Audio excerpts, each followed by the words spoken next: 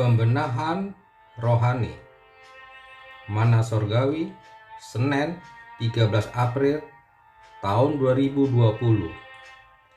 Adapun firman Tuhan terambil dari 1 Korintus 2 ayat 2. Paulus melihat sebuah fenomena dalam kehidupan jemaat Korintus yang terjebak dalam sebuah pola hubungan yang tidak sehat di antara sesama orang percaya.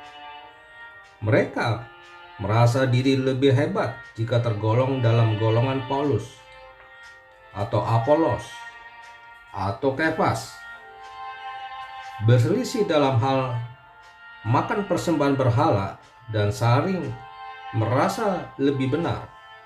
Mereka terjebak dalam sebuah lingkup pergaulan yang saling mengkritik satu sama lain dengan sebuah dasar hati yang sombong, dengan merasa diri lebih baik dan rohani dari orang lain. Dosa kesombongan rohani seperti ini selalu akan membawa kita sibuk membenahi kerohanian orang lain daripada kerohanian diri sendiri.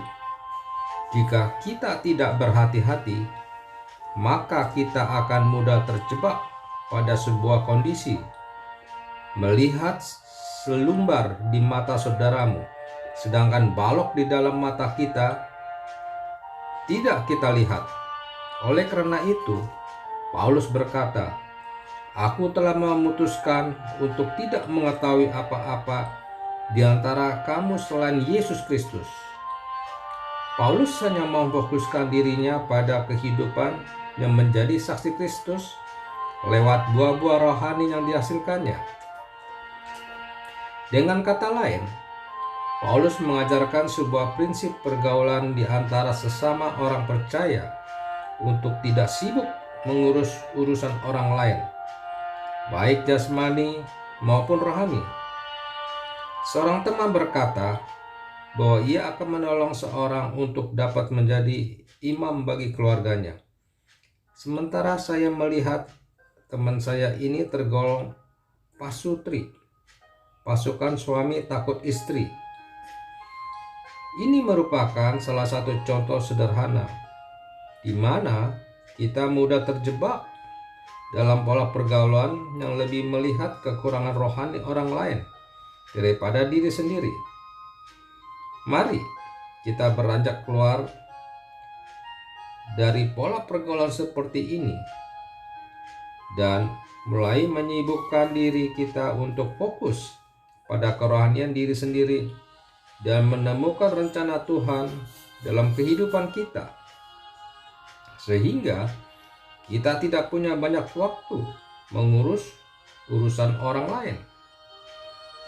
Pikirkanlah dan jawablah pertanyaan-pertanyaan ini. Sudahkah kita menemukan potensi dalam diri kita dan menyiapkan diri kita untuk dapat dipakai Tuhan bagi kemuliaannya? Sudahkah kita menemukan panggilan khusus Tuhan dalam hidup kita?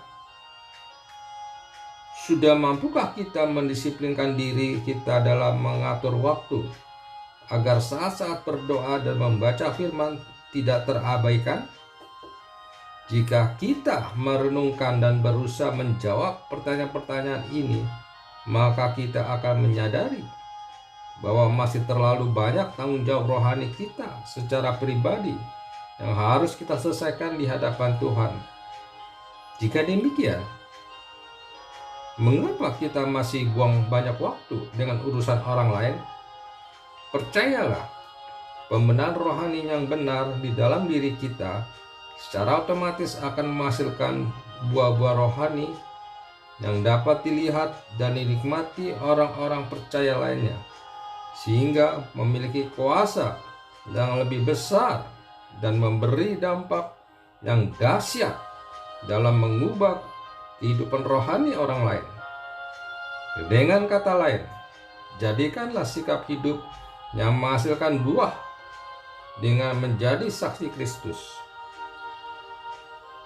Kata-kata bijak. Ketika rohani kita tidak baik, maka pelayanan kita juga tidak akan berdampak baik bagi kerohanian orang lain. Mutiara kata hari ini, kekecewaan adalah semacam kebangkrutan dari sebuah jiwa yang bertaruh terlalu banyak pada keyakinan dan harapan. Dari Eric Howard. Mari kita berdoa. Bapa, beriku kepekaan untuk melihat keberadaan rohaniku sendiri, sehingga setiap saat aku bisa membenahinya jika ada yang kurang. Di dalam nama Tuhan Yesus, aku berdoa. Amin.